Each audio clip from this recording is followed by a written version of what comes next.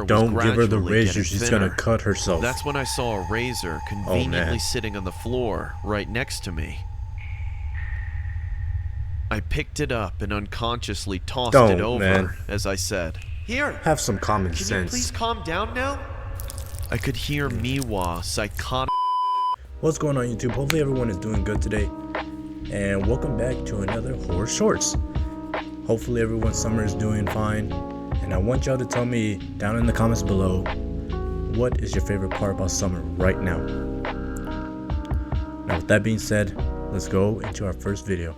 Now our first video is called Hangman, and it is by ACM Officials. Now, Hangman back in the day for me, it was pretty alright of a game. But you know, once you go against people that actually know how to play the game, know every words in the whole dictionary, you don't have a chance. You don't. But let's just watch this and see how scary it is. But before that, I forgot last video, but not this video. Grab something to eat, something to drink, and let's get started.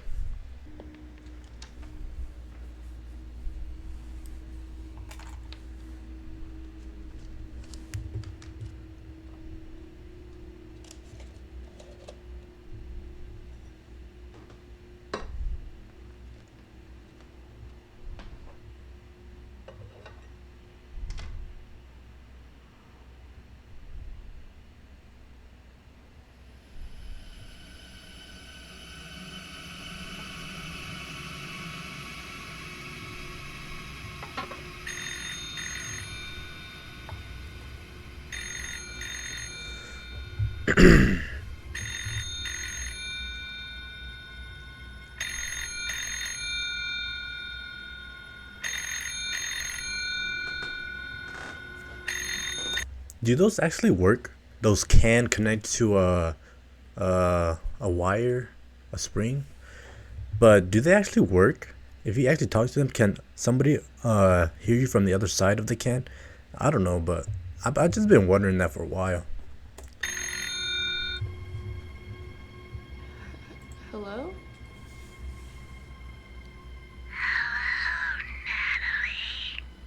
Yeah, you gotta hang up at that point. Did you get my note?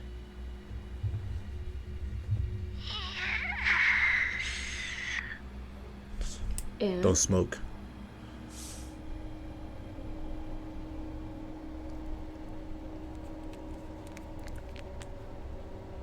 Hangman.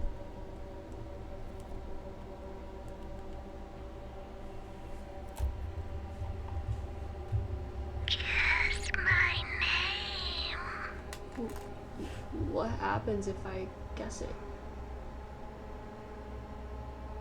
Anything you want. And if I guess it wrong? You die.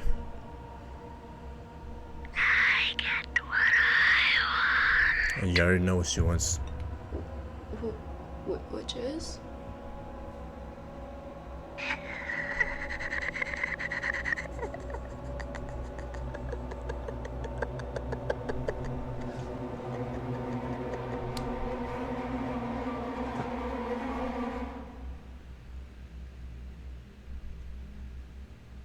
Forget this. I'm going to bed.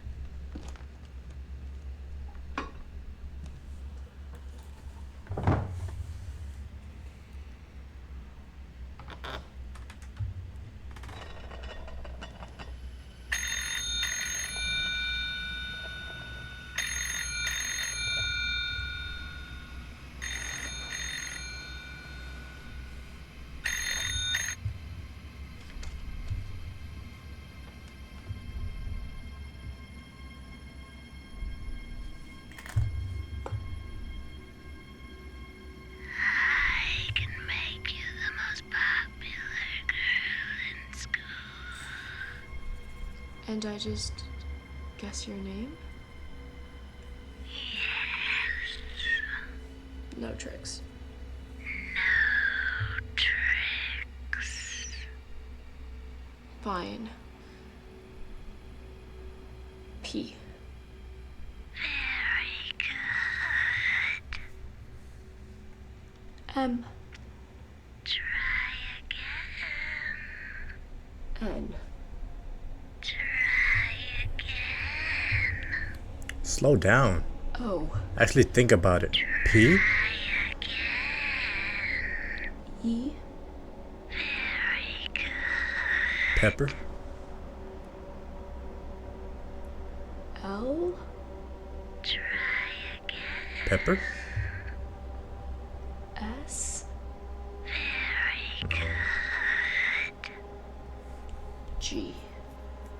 Try again. I don't want to play anymore. You want to rush through until the last part?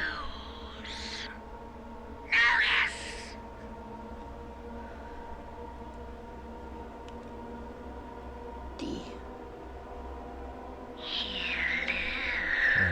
Get out of there now. Jump out the window.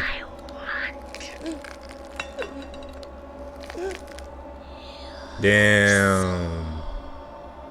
You sold the bag.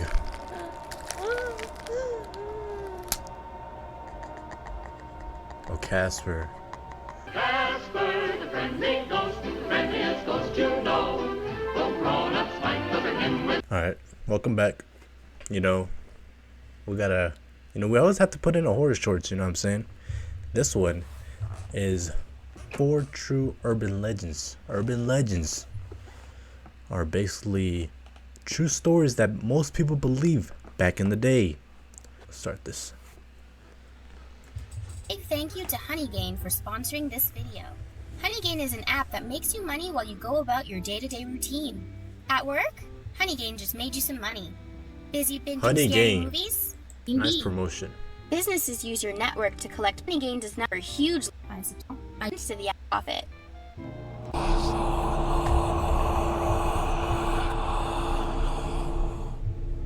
This is an urban legend that allegedly took place around the early 2000s, back before social media sites like Instagram or Snapchat were even a thing.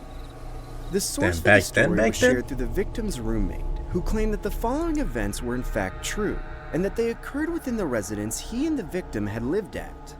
There's been a lot of speculation whether the events of the story were fabricated or not due to the supernatural aspects of the proposed speculation. But from the testimonials of the victim's roommate, it makes it rather difficult to argue the legitimacy of it. It allegedly all began when a young man in his mid-20s had moved in with one of his colleagues from school to an old rundown apartment complex. We'll give the young man the alias George and his roommate Simon for better context. George was a young man who just recently moved out of his parents' house and into an apartment complex just 5 minutes away from the college he had enrolled in. It was alleged that George was a hardworking student, as he did school full-time in the mornings and worked full-time during the evenings. KFC. That meant that a lot of his life revolved around studying on the job while trying to make a living for himself and maintain the childhood dream of being an independent man he so desperately desired. George's life was unfortunately reduced to constantly working and schooling for a solid year or two, which carried a lot of weight on his shoulders. The repetitive nature of his lifestyle made him develop a lot of hatred towards the world, as the monotonous everyday routine made him have an edge that most of his colleagues didn't see prior to meeting him. His roommate Simon even described George's demeanor as bizarre and weird the longer he lived with him.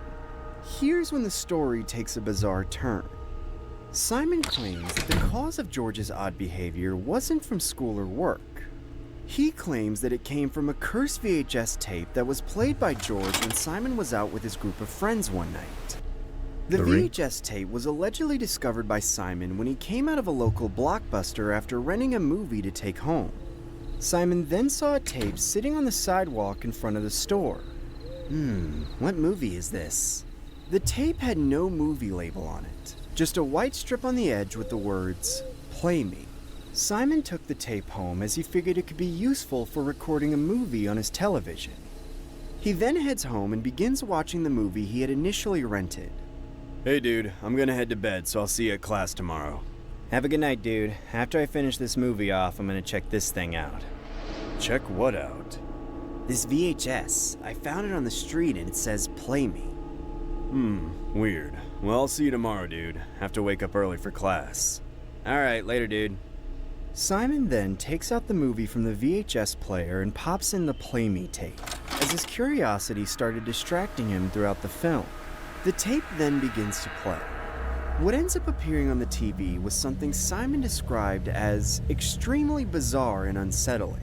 It was a video of a man sitting on a boat in the middle of an ocean. He sat there quietly in one spot while the fluorescent light from the moon shined upon his silhouette.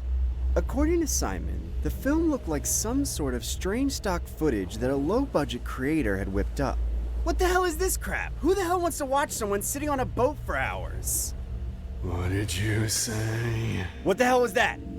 Simon then got up from the couch and confusingly stared at the television, trying to comprehend if the words came from his head or the TV. Was that you who was just talking to me? Yes. Perhaps you would like to see my face. Okay. That's when the man on the boat begins to aggressively paddle towards the TV as Simon begins to slowly backpedal in fear. What the hell? The man in the boat then makes his way up close towards the screen, only to show a face that looked exactly like Simon, as if his doppelganger was on the other side of the screen. I need your help, Simon. No! No! Leave Turn me the alone! TV off. No! George then approaches the living room and says, "Dude, what the hell happened?" My bad, dude. I must have accidentally fried it. Jesus Christ, that's the last time you're ever watching a scary movie. Several days after that incident, Simon replaces the TV in the living room and ends up heading out to hang with some friends, leaving George in the apartment complex alone. George used most of his free time studying and working on school assignments, as he usually had the nights off on weekends. After about an hour or two of consistent rummaging of notes, George decided to finally take a break and watch a movie from his VHS collection. George then turns off his lights and attempts to insert his movie in the VHS player, only to notice it already being occupied with the Play Me tape. That's when George decided to press play using the remote, only to see the same video that Simon had seen before. Just a male silhouette casually sitting on a boat in the middle of an ocean. George sat there in silence as if he anticipated any further dialogue waiting to transpire. Was The Ring an urban legend? Seconds or so. As he looked further into the television, he could vaguely make out that the figure of the man was a figure similar to himself. That's when the man in the boat said, Help me, George. "What the hell? Is that you talking to me?" Yes. I need you to fill up your bathtub with water. Can you do that? Why would I do such a thing? Please. I need your help, George. I need you to fill up your bathtub and do it in the dark. It's the only way this is going to work. Okay. That's when George heads to the washroom using the light from his BlackBerry cell phone and begins to fill the bathtub. Something's gonna try to up with drown water. him. He then heads back to the living room and says to the boatman, "Okay, boatman, I just filled the bathtub. Now what?" Great job, George. Now, throw something in the tub. Like what? Anything that can float. That's when George grabs a rubber duck from his washroom cabinet and tosses it into the bathtub. He then approaches the living room once more and says, "Okay, I did it. Now what?" George's jaw dropped as he saw the rubber duck floating next to the man on the Damn. boat. George then checked the bathtub using the light from his phone, only to see no trace of the rubber duck. He then heads back and repeatedly curses at the screen, saying, "What the hell is going on? Who the hell are you? How the hell did you do that?" George, now, fully submerge yourself inside the bathtub. And why the hell would I do that? For eternal happiness, silly. Gonna try to drown him. What? Get in the bathtub now! George then frantically tries turning the TV off by repeatedly pressing the power button on the remote, but the TV remained on. He even went as far as ripping off the power cord from the wall outlet, but the TV still remained on. Get You out want of me there. to drown, huh? Is that what you want? You sick bastard! That's when George runs into the washroom and jumps straight into the bathtub. How would you?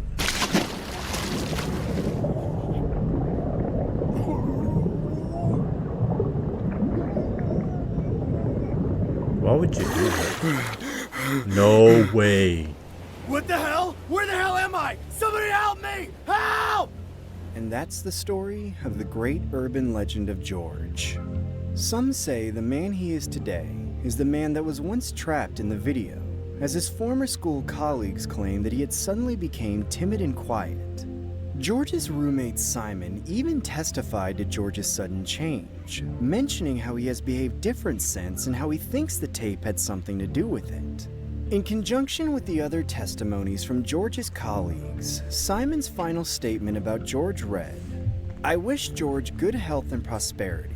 I must vouch that the man George is today is definitely not the person I once knew before."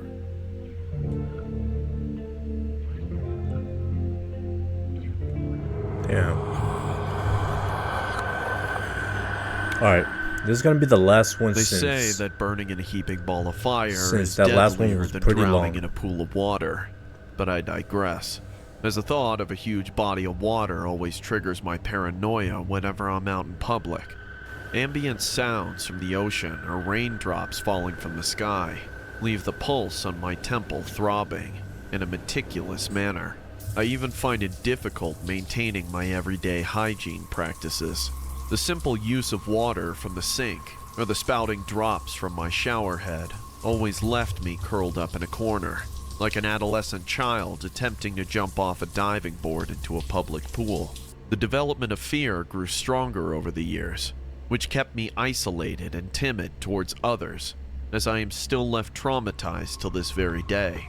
I want to share my story with the world, and can hopefully be cleansed from this malignant mental anguish I've been suffering from for almost my entire adulthood. Who knows? Maybe spreading this story will inevitably manifest the closure I so desperately desire. It all started in Tokyo, Japan, when I was flying from my hometown, Alberta, Canada, to enjoy some nice summer weather that the eastern side of the world had to offer. I personally didn't have a lot of friends growing up, so I would go on these solo trips alone. At the time, I was running an online merchandising company, so I was quite flexible when it came to traveling abroad, or spontaneously taking vacations whenever July or August came around the corner. I remember staying at a hotel and visiting an array of tourist sites throughout my stay there. I even incorporated my daily routine of going to a local gym, about a minute away from my hotel. I usually worked out for an hour a day, and then went to this bathhouse located next door from the gym. The Japanese bathhouse, otherwise known as Sento, was opened up to the public for communal use from 1 p.m. to 10 p.m. It would usually cost around 1,000 yen, which was equivalent to $9 USD, or $11 CAD, if you're Canadian like me. I would always be greeted by this attractive lady at the front desk named Miwa. She was quite nice, but at the same time a little timid, as I knew she had a history of being bullied as a child from the last conversation I had with her. I remember Miwa saying, "Don't be a bully." Come to the bathhouse more. I'm lonely. As she sips on a cup of coffee, leaving a drink mustache on her upper lip. "I promise I'll come over more if you shave that mustache off." That's when a tear ran down the side of Miwa's face, why would you bully as her if like she that? was triggered by my words. "Hey, I'm sorry. I was just talking about the drink residue on your face, not you." It's okay, Ned. When I was a kid, people at school used to bully me about facial hair growing on my face. "Miwa, please forgive me. I was only kidding." I then saw a Polaroid camera sitting on the front desk and decided to take a selfie of the both of us in hopes that I could cheer Miwa up. Here's your towel, Ned. Please enjoy the shower. I didn't want to accidentally further upset her, so I proceeded to make my way inside the bathhouse. Showering next to a bunch of greasy men standing right beside me wasn't exactly the most ideal service I wanted to explore being in Japan, but I figured I'd try it out, considering I wasn't going to be here for long. The bathhouse had a wall that didn't go all the way up to the ceiling that divided the men and women sections apart, so you could technically hear or communicate with the females. Each section consisted of several shower heads, with hot tubs readily available behind them.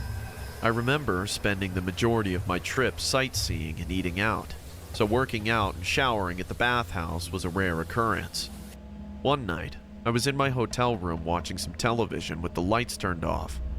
My bed was up against the wall, which was also facing the direction of the door and television. I would spend the next few hours watching sitcoms and movies that the hotel offered within their cable network. The time was approximately 1 a.m. when I heard a loud knock coming from outside my door. I found it quite strange that someone would knock this late at night, considering most of the hotel staff wouldn't approach their guests unless they had requested for room service. Who the hell could be knocking at my door at 1 o'clock in the morning? I shouted, "Who is it?" There was no answer, just the audible sound from the movie playing on my television. I then saw a photograph slip into my room from under the door. I got out of my bed and slowly approached the door, while placing one of my eyes close to the peephole. I could then make out that it was Miwa from the bathhouse, surprisingly waiting outside my room. Confusion was all I felt, as I didn't know how the hell she could find where I was staying at.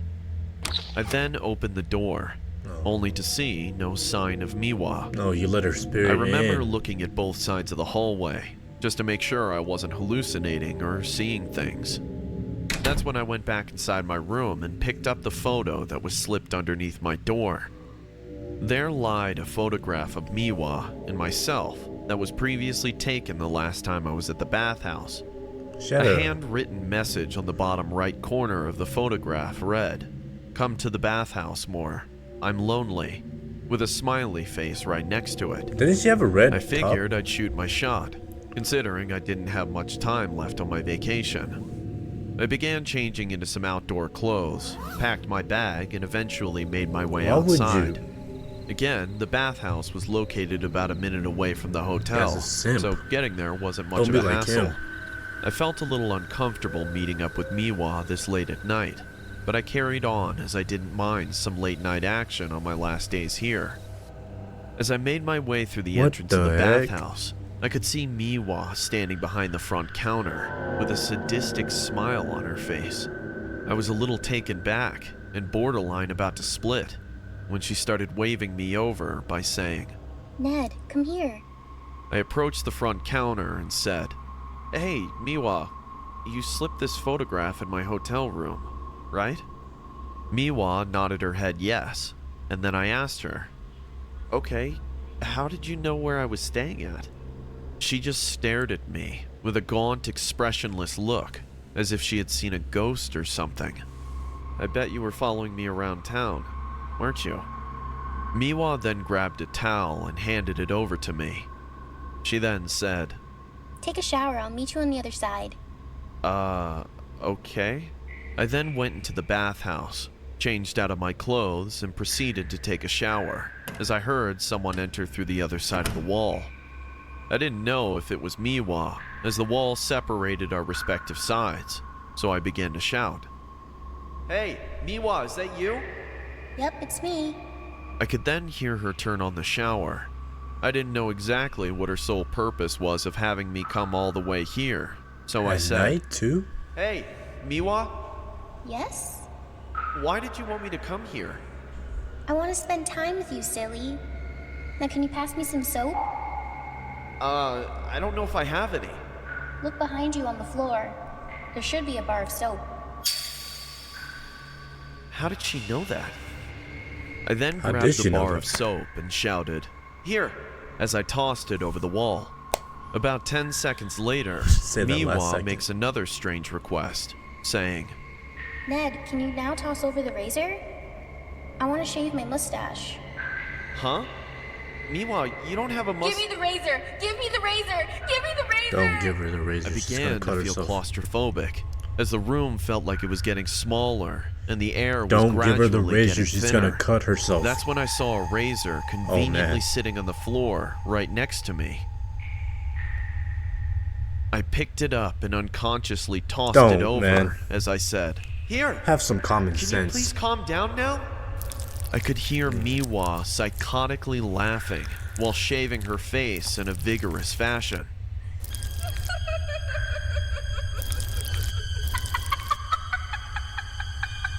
"Hey, Miwa, what the hell are you doing? I then noticed the water from my shower head slowly start to become more dense, and the color gradually turning red, as if I was being showered in blood. What the hell is going on? Miwa, if this is some kind of sick prank, stop. That's when another staff member opened the door to my side of the bathhouse and said, How the hell did you get in here? The bathhouse is closed. But Miwa invited me over here, and she's on the other side. She died. What in the hell are you talking about, kid? That's impossible. She died. The staff member then opened the door to the female side of the bathhouse, only to show no sign of Miwa. I then realized that the blood I showered with was a fixation of my imagination, as there was no sign of it on myself or my side of the bathhouse. What makes this story disturbing is how the staff member disclosed how Miwa passed away 2 weeks prior to this initial incident. 2 weeks? It was alleged that one of the bathhouse attendees were preparing to open up when they noticed one of the hot tubs completely clouded in blood. Miwa's body was found fully submerged in that hot tub, with her face completely lacerated, as if it had been shredded up through a meat grinder. What they also claimed to have found was a razor floating in that very same tub. I couldn't believe what I was hearing. Seeing and hearing Miwa in the flesh made me question my own sanity. Am I really going crazy? I could have sworn I saw her at the front desk. I remember hearing her ask for soap and a razor. I began to eventually make my way back to the hotel, contemplating whether I should book an early flight home or if I should ride out the remainder of my trip. As I approached the outside of my room and opened the door with my keycard, I can see the same photograph that was slipped into my room earlier, except Damn. the face of Miwa's was cut off.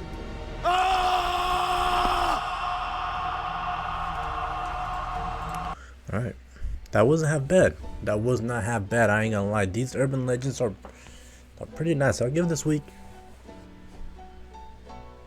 a 9. Yeah, I will give this week a 9 because it was kind of scary, kind of disturbing. But you just need a little bit more. But tell me in the comments down below, do y'all believe in urban legends? Because me personally, 50-50. 50-50. But hopefully y'all did enjoy this week's video. If y'all did, make sure you leave a like, subscribe, all that good junk, and I'll see you in the next Horror Nights. Peace out, guys.